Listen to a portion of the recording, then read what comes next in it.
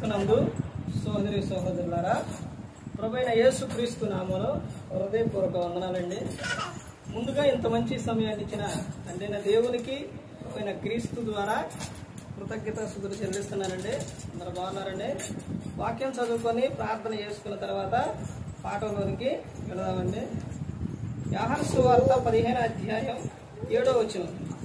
నా యందు మీరును మీ యందు నా మాటలను నిలిచియుండి నీడల మీకేది ఇష్టమో అడుగుడి, అది మీకు అనుగ్రహించబడు.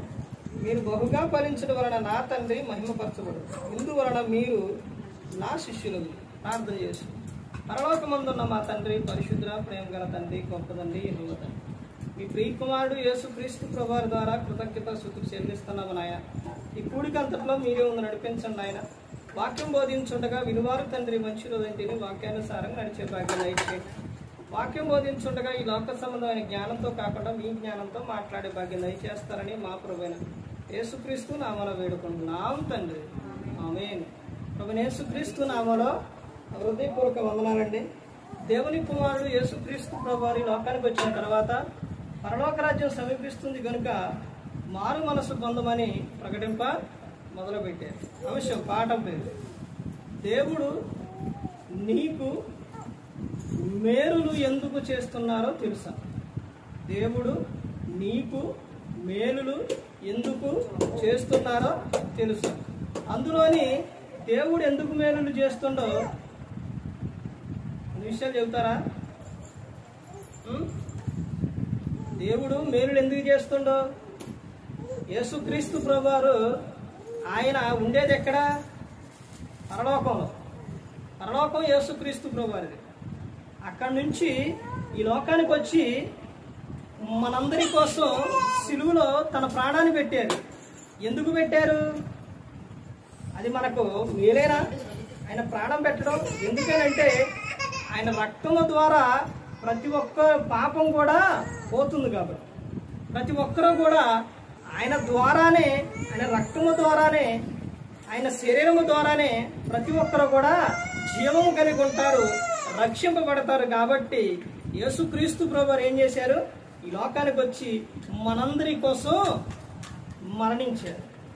అంటే దేవుడు నాకు ఏ మేలు చేయలేదు అని మనుషులు అంటారు, కానీ ప్రతి ఒక్కరూ కూడా పరలోకంలో ఉండాలి, నాతో పాటు ఉండాలి అని దేవుడు ఏం చేశారు?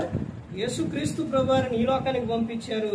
యేసుక్రీస్తు ప్రభువారు మనందరి కోసం సిలువలో తన ప్రాణాన్ని పెట్టి ఉన్నారు. దేవుడు నీకు మేలులు ఎందుకు చేస్తున్నారు అని అంటే నువ్వు ఈ లోకంలోని నువ్వు బహుగా ఫలించాలి అని, నీవు ఆశీర్వాదకరంగా ఉండాలి అని. నీ ద్వారా దేవునికి ఏమి రావాలి? మహిమ రావాలి. అలా రావాలి అనే దేవుడు ఆదిలో నుంచి కూడా ఏం చేశారు? కోరుకున్నారు. ఆదిలో నుంచి కూడా దేవుడు ఆయనకు మహిమ వచ్చే విధంగా దేవుడు చేశారు. అంటే నీ ద్వారా మహిమ రాకపోతే, నీ ద్వారా దేవునికి ఘనత కానీ లేకపోతే ఏది రాకపోతే ఎందుకు భూమి మీద ఎందుకు ఉంచాలి? ఎందుకు ఉంచుతురు? ఒకసారి ఆలోచించండి. కుటుంబంలోని తల్లి తండ్రి ఉన్నారు, పిల్లలు ఉన్నారు. ఆ పిల్లలు వాళ్ళ మాట వింటేనే పిల్లలు తల్లిదండ్రికి ఏంటి? ఆనందం, సంతోషం. ఒకవేళ వినకపోతే, చెప్పిన మాట వినకపోతే ఏమంటారు? ఏమంటారండి మన భాషలో ఏమంటారు? ఎందుకు పుట్టారా, ఏందని చాలా మాటలు అంటారు. అర్థమవుతుందండి? అంటే దేవుడు మనకు తండ్రి. మరి మనం మన ఇష్టానుసారంగా జీవిస్తే, మన ద్వారా మనం దేవుని మాట వినకపోతే దేవుని కోపం రాదా? అంటే కుటుంబంలో తల్లిదండ్రుల మాట వినకపోతే వాళ్ళు ఎలాగైతే ఉంటారో అలాగే దేవుని మాట కూడా మనం వినకపోతే ఆయన కూడా అలాగే ఉంటారు. పరలోకంలో ఎలా ఉంటుందో భూలోకంలోని కుటుంబం ఆ విధంగా ఉండాలని దేవుడు కోరుకున్నారండి. దేవుడు మేలులు ఎందుకు చేస్తున్నారు అని అంటే నువ్వు ఈ లోకం విడిచినప్పుడు పరలోకం చేరాలి అని, నువ్వు బహుగా ఆశీర్వదింపబడాలని. ఇక్కడ మిమ్మల్ని అడగమని చెప్తున్నారు. ఎలా అడగమని? నా యందు మీరును మీ యందు నా మాటలను నిలిచి ఉన్న ఎడల మీకేది ఇష్టమో అడుగుడి అని చెబుతున్నారు. ఫరోకి కఠినమైన మనస్సు దేవుడు ఇచ్చిండు. ఎందుకండి ఎందుకు ఇచ్చిండు? వాళ్ళ పంపించకపోతే వాళ్ళని అక్కడి నుంచి పంపించుకోకుండా ఉండడానికి ఉంటే దేవుడు వీళ్ళు ఏం చేస్తారు? మోషే కానీ వాళ్ళు కానీ ఏం చేస్తారు? ప్రార్థన చేస్తారు. చేస్తే దేవుడు అక్కడ ఏం చేస్తారు? అద్భుతాలు అవన్నీ కూడా చేసి, అంటే దేవుని పవర్ ఏంటో, దేవుని శక్తి ఏంటో అవన్నీ కూడా అక్కడ చూపించారు. అక్కడ నుంచి వాళ్ళందరినీ తీసుకొని అరణ్య ప్రాంతానికి వెళ్ళినప్పుడు చాలా జాగ్రత్తగా వినండి. అక్కడికి వెళ్ళిన తర్వాత వాళ్ళకి ఏది కావాలంటే అది ఇచ్చిండు. దేవుడు మేలులు ఎందుకు చేస్తారో చెప్తున్నా వినండి. అక్కడ వాళ్ళకి ఏం కావాలన్న వాళ్ళు, మేము అక్కడ ఏం తిన్నామన్నారు? కాకరకాయలు, కేకరకాయలు, దోసకాయ, ఇంకేం కూడా ఏంటో కాయ అన్నీ తిన్నామని చెప్పారు. తర్వాత ఇక్కడికి వచ్చి మాకు ఏం కావాలని అడిగారు? మాంసం కావాలన్నారు, కూరేళ్ళు వచ్చినాయి, చేపలు కావాలన్నారు, సముద్రం నుంచి వచ్చినాయి, ముందుగా మన్నా కావాలన్నారు, ఆకాశం నుంచి వచ్చింది. దేవుడు ఇవన్నీ మేలులు ఎందుకు చేసిండు? వాళ్ళని బ్రతికించి వాళ్ళ ద్వారా ఘనత మహిమ దేవునికి రావాలని దేవుడు కోరుకుంటే వాళ్ళు ఏం చేశారండి? కొరింథీయులకు రాసిన పత్రికలో ఉంటుంది 10వ అధ్యాయంలో చూస్తే వాళ్ళు చేసిన విధానం ఏంటి? వాళ్ళు చేసిన విధానం ఏంటండి? సణిగారు, గొణిగారు, వ్యభిచారించారు. తమ ఇష్టానుసారంగా వాళ్ళు ఏం చేశారు? జీవించారు. దేవునికి వారి ద్వారా ఏమన్నా ఘనత వచ్చిందండి? మహిమ వచ్చిందా? అలా వచ్చిద్దని దేవుడు రావాలని వారు బాగుండాలని సహాయం చేస్తే వారు మాత్రము దేవుని మాట వినలేదు. వినకపోతే దేవుడు వారిని భూమి మీద ఉంచిండండి. ఎవరు ఏది చేశారో అవన్నీ వాటి క్రియలను బట్టి తీసేశారు. దేవుడు సహాయం మనకి ఎందుకు చేస్తున్నారు అంటే, బైబిల్ గ్రంథంలో మనం చూస్తే ఆయన కుమారుని గురించి నువ్వేం చేయాలి? అనేకమైన చోట్ల నువ్వు ప్రకటించాలి, చెప్పాలి. తర్వాత ఆయన చేసిన మేలులు మర్చిపోకూడదు అని చెబుతున్నారు. 10 మంది కుష్ఠరోగులండి కేకేశారు. కేకేసినప్పుడు యేసు ప్రభువా మమ్మల్ని కరుణించు అని కేకేశారు. కేకేసినప్పుడు యేసుక్రీస్తు ప్రభువు ఏం చేశారు? మీరు వెళ్ళండి అంటుంది. మీరు లెగిసి మార్గమున వెళ్ళండి అని చెప్పినప్పుడు వాడు వెళుతూ ఉన్నప్పుడు వాళ్ళకి ఏం కలిగింది? స్వస్థత కలిగింది. స్వస్థత కలిగినప్పుడు ఎంతమంది కృతజ్ఞత చెల్లించడానికి తిరిగి వచ్చారండి? ఒక్క ఆయన వచ్చిండు. ఆయన విషయంలో ఏం చెప్పిండు దేవుడు? ఏడి వాళ్ళనంటే ఎక్కడున్నారు వాళ్ళు? వెళ్ళిపోయారు. నీ విశ్వాసం నిన్ను స్వస్థపరచును అని చెప్పి ఉన్నారు. దేవుడు మేలును మనకు ఎందుకు చేస్తున్నారు అని అంటే, మనం దేవుని ఏం చేయాలి? ఘనపరచాలి. ఒక విషయం ఏంటంటే, ఈ రోజున చాలా మంది అనేక విధాలుగా ఈ లోకంలోని బాధపడుతూ ఉన్నారు. అనేక పనుల విషయాల్లో ప్రతి ఒక్క దాంట్లో బాధపడుతూ ఉన్నారు. మనిషికి బాధలో, శ్రమలో, నిందలో ఇవన్నీ మొత్తం ప్రతి ఒక్కటి కూడా ఈ లోకంలో ఉన్నప్పుడు యేసుక్రీస్తు ప్రభువారికి కూడా, ఆయనకు కూడా శ్రమలు వచ్చినాయి, బాధలు వచ్చినాయి, ఇవన్నీ కూడా వచ్చినాయి. కానీ అవన్నీ కూడా ఏం చేశారు? ఆయన అవన్నీ ఏం చేశారండి? నాకెందుకు వచ్చినాయిలే అవన్నీ అని వదిలేశారా దేవుణ్ణి? యేసుక్రీస్తు ప్రభువారికి ఎన్నెన్ని ఆకలేసింది, దాహం వేసింది, ఎన్ని బాధలు ఎన్ని వచ్చినా కానీ ఆయన ఎలా ఉన్నారండి? ఓర్పు కలిగి, సహనం కలిగి ఉన్నారు. ఇంకా మనం ముందుకెళ్తే దావీదు గారి గురించి తెలుసండి, ప్రతి ఒక్కరికి తెలుసు కదా. దావీదు గారి కుమారుడు రోగి అయి ఉన్నప్పుడు దావీదు గారు అతని విషయమై ఏం చేసిండండి? నాకు పొద్దాక ఇస్తమానం ఎక్కువ ఇదే గుర్తొచ్చింది. ఏం చేసిండు? ఉపవాస దినం చాటి ఉపవాసంతో ప్రార్థన చేసిండు. ప్రార్థన చేసినప్పుడు అయినా కానీ ఆ కుమారుడు బ్రతికిండా? బ్రతకలేదు. ఆ విషయం చెప్పడానికి అక్కడ ఉన్న వాళ్ళు గజగజ వణికిపోతారు. ఎందుకు? పైగా రాజు, పైగా ఉపవాసం ఉండి ప్రార్థన చేసిండు. దేవుడు ఆ కుమారుణ్ణి బ్రతికించాలి. ఇప్పుడు ఎట్ట చెప్పాలని ఆలోచిస్తారు. అయినప్పుడే చెప్పిన తర్వాత దావీదు గారు లేచి ఏం చేస్తారు? ఆయన ఆ కార్యక్రమం అది అయిపోయిన తర్వాత దావీదు గారు లేచి స్నానం చేసి మరలా ఎక్కడికి వెళ్తారు? మందిరానికి వెళ్తారు. వెళుతూ ఉన్నప్పుడు అప్పుడు అడుగుతారు, అయ్యా మరి కుమారుడు చనిపోయినగా మీకు కొంచెం కూడా లేదంటే అప్పుడు దావీదు గారు చెప్పిన సమాధానం ఏంటో తెలుసండి? ఇందుకోసమేనేమో దేవుడు ప్రతి ఒక్క పేరుకు ముందు ఇతను దావీదు గారి లాగా లేడు, దావీదు గారి లాగా ఉండవు అని చెబుతుంది. యోధా గోత్రపు ఆ సింహమై దావీదు వేరు చిగురునై వస్తానని చెబుతారు. అసలు దావీదు గారు కలిగి ఉన్న విధానం ఈ రోజున ప్రతి ఒక్కరూ కూడా అది కలిగి ఉంటే దేవుడు చాలా సంతోషిస్తాడు. అతను చెప్పిన మాట ఏంటో తెలుసండి? దావీదు గారు ఏం చెబుతుందో తెలుసండి? ఇప్పుడు నేను ఏడ్చి బాధపడి దుఃఖపడి ఏమీ తినకుండా నేను ఉంటే నేను ఏడికెళ్తా? నేను ఏమి తినకుండా దుఃఖపడుతూ బాధపడుతూ ఉంటే నేను ఆడిపోతా, ఆడి దగ్గర పోతా. ఎవరి దగ్గరకే? నా కుమారుడి దగ్గర పోతా. అట్టుంటే కానీ నేను అవన్నీ చేసినా ఆడి నా దగ్గర తీసుకురాను అని చెప్పి. అందుకని దావీదు గారు ఎక్కడ బయలుదేరతారో అయిపోయింది ఆ విషయం. దేవుడు తీసేసుకుండా వెళ్ళిపోయిండు, అయిపోయింది. దావీదు గారు ఎక్కడికి వెళ్ళిండు? దేవుని మందిరంలోనికి వెళ్ళిండు. బత్షెబతో తప్పు చేసిండు దావీదు గారు. చేసిన తర్వాత అసలు ఆయన బైబిల్ గ్రంథంలోని దేవుడు చెప్పిన 10 ఆజ్ఞల్లో 5 ఆజ్ఞలు అతిక్రమించిండు. మరి ఎలా నా హృదయానుసారుడు అని చెప్పిండు దేవుడు? ఎలా దావీదు గారు ఆ ఒక్కడ తప్ప ఏమీ చేయలేదని దావీదు గారిని దేవుడు ఎలా చెప్పిండు?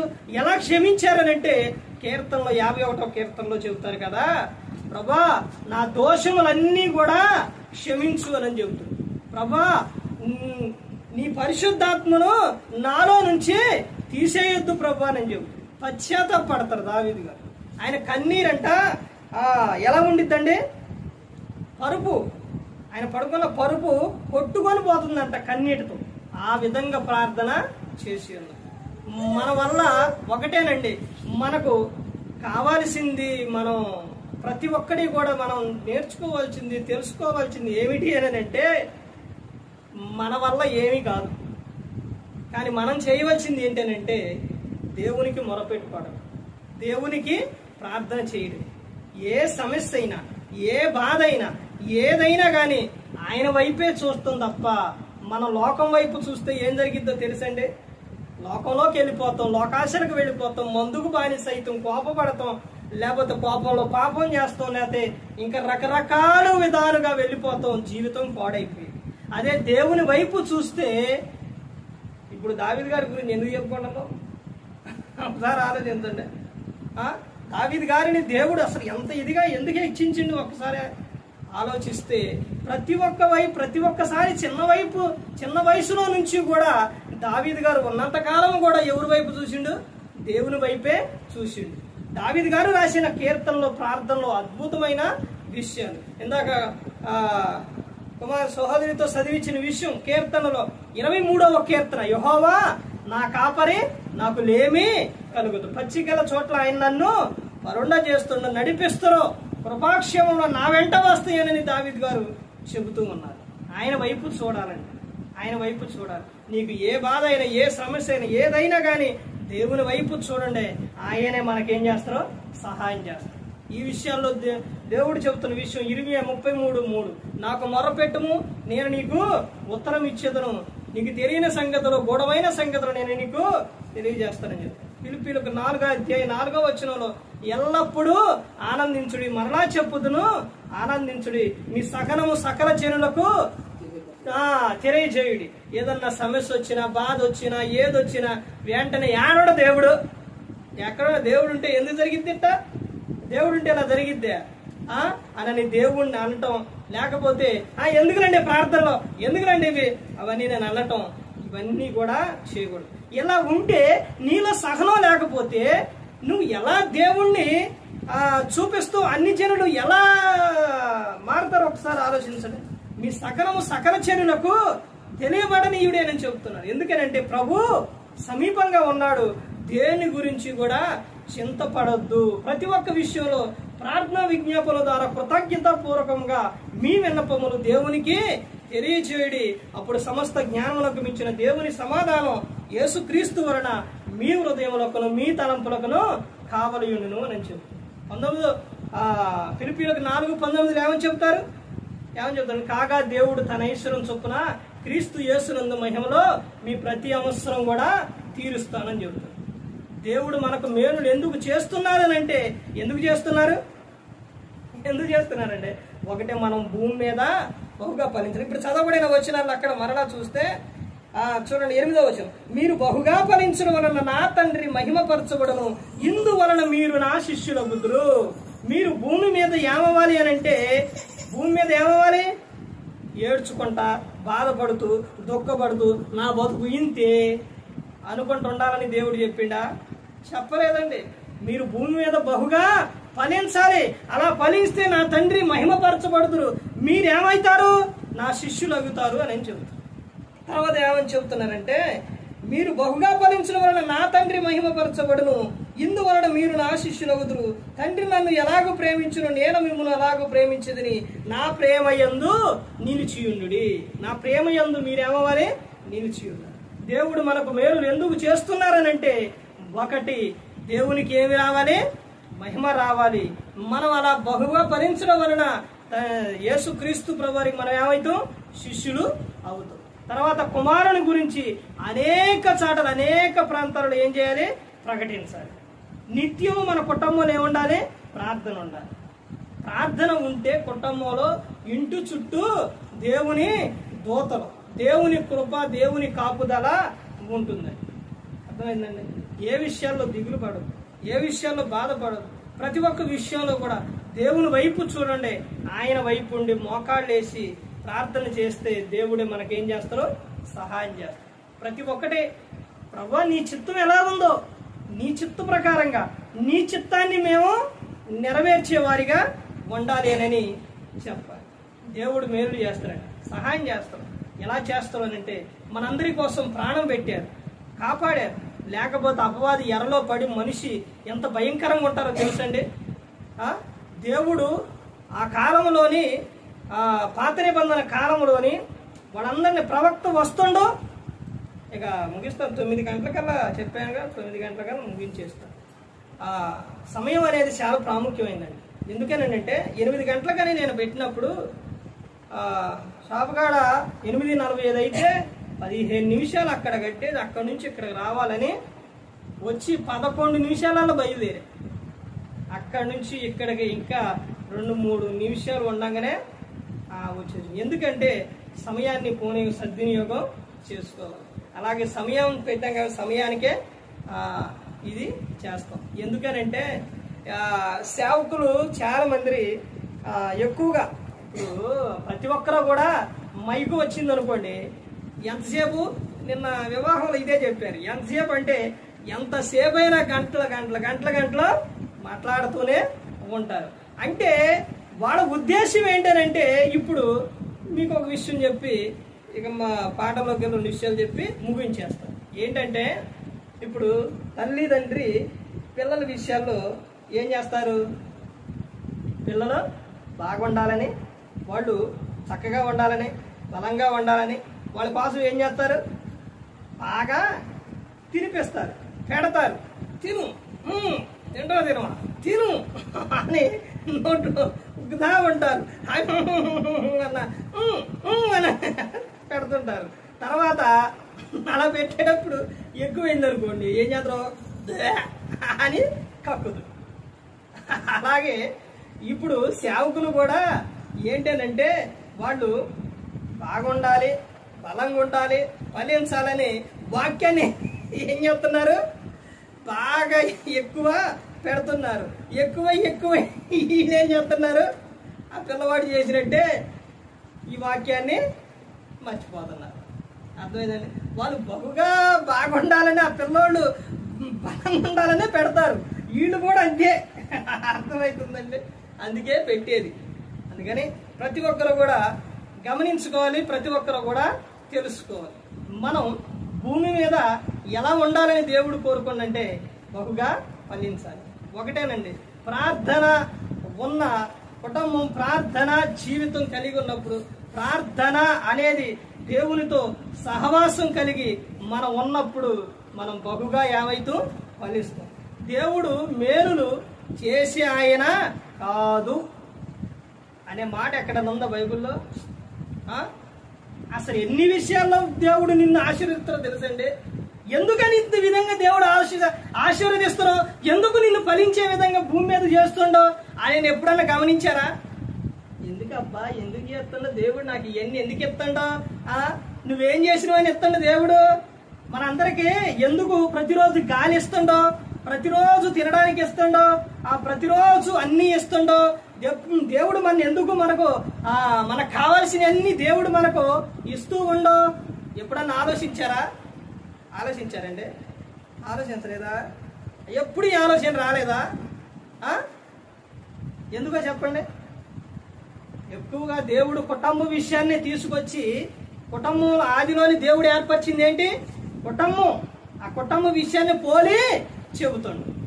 ఇప్పుడు తండ్రి తల్లి ఉన్నారు, పిల్లలకు అన్నీ ఇస్తారు. ఏమిస్తారు? మంచి అన్నీ ఇస్తారు, వాడు అవసరాలు తీరుస్తారు. ఎందుకు చేస్తారు? ఇప్పుడు అర్థం అవుతుంది ఎందుకు చేస్తారు. వాళ్ళు వారి పిల్లలు కాబట్టి, వారి సొత్తు కాబట్టి. అలాగే దేవుడు మనకి ఎందుకు చేస్తుండో? మనం దేవుని పిల్లలు. మీరు ఎవరని చెప్తారండి? మీరు నా కుమార్తెలు, అదే కుమారులు, మీరు నా పిల్లలు, మీరు నా సొత్తు. ఎప్పుడు చెప్పిండు ఈ విషయం? ఆదిలోనే చెప్పిండు. 1వ అధ్యాయం 27-28 వచనాల్లో ఏమని చెప్తారు? ఆదికాండం, మీరు ఎవరి పోలిక? నా పోలిక. మీరు ఎవరి సొత్తు? నా సొత్తు. నా స్వరూపంతో మిమ్మల్ని చేసి ఉన్నాను. మనలా చేసిన ఆయన మనలను భూమి మీద విడిచిపెడతాడా? విడిచిపెట్టడు. మనకు మేలులు చేసి, మనకు సహాయం చేసి, మన ఆశీర్వదించి, మనం ఎలా ఉండాలో అవన్నీ చెప్పి. ఎందుకు చెప్తున్నారు ఇవన్నీ? ఎందుకు చేస్తున్నారు ఇవన్నీ? నేను చెప్పే పాఠంలోనే ఉంటా, బయటికి అనేది ఇక మొదలుపెట్టిన తర్వాత ఏది చెబితే అందులోనే ఉండిపోతా.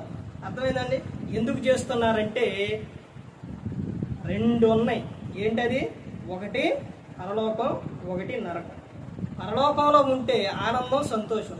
నా బిడ్డలు ఇప్పుడు ఇక్కడ ఈ లోకంలో తల్లిదండ్రులతో పాటు బిడ్డలు ఉండాలి, వాడు బహుగా ఫలించాలనేనా? వాళ్ళ కోసం కష్టపడతారు, వాళ్ళ కోసం ఏదైనా చేస్తారు, వాళ్ళ కోసం చదువులు చదివిస్తారు, వాళ్ళకు ఉద్యోగాలు రావాలని, మంచి సంబంధాలు చూసి వాళ్ళ ప్రతి అవసరం తీర్చేది ఎందుకు? వాడు బాగుండాలని. అలాగే దేవుడు కూడా ఆయనతో పాటు ఉండాలనే దేవుడు మనకు మేలుడు సహాయం చేస్తున్నారు. అదే నరకానికి వెళితే అగ్ని ఆరద, పురుగు చావదు, ఆడ భయంకరంగా ఉంటుంది. ఆ యాతనలోకి నా పిల్లలు వెళ్ళకూడదని యేసుక్రీస్తు ప్రభువారు ఈ లోకానికి వచ్చి మనందరి కోసం సిలువలో తన ప్రాణాన్ని పెట్టి ఉన్నారు. అందుకని ప్రతి ఒక్కరు గమనించుకోవాలి, ప్రతి ఒక్కరు తెలుసుకోవాలి. ఏ ఒక్కరు కూడా నశించి నరకానికి వెళ్ళిపోకూడదని యేసుక్రీస్తు ప్రభువారు ఈ లోకానికి వచ్చి మనందరి కోసం సిలువలో ప్రాణాన్ని పెట్టి. నీకు ఎప్పుడైనా సరే నీకు దుఃఖం కలిగిన, బాధ కలిగిన, చింత అయినా, దిగులైనా, ఏదైనా ప్రతి ఒక్కటి కూడా మోకాళ్ళేసి దేవునితో చెప్పండి. దేవుడు యేసుక్రీస్తు ప్రభువారి ద్వారా మన ప్రతి అవసరం కూడా తీరుస్తుంది. అందుకని ఆయనే సహాయం చేస్తారు, ఆయనే మనలను రక్షిస్తారు. ప్రతి ఒక్కరు గమనించుకొని మరి ఈ విధంగా నిలబెట్టి మాట్లాడించిన తండ్రిన దేవునికి కృతజ్ఞతాస్తుతులు చెల్లిస్తూ, మరి ఇంతవరకు శ్రద్ధగా ఉన్న మీకు ప్రభు పెట్టిన హృదయపూర్వకంగా చెల్లిస్తూ ఈ మాటలు ముగిస్తున్నాను. అందరికీ వందనాలు.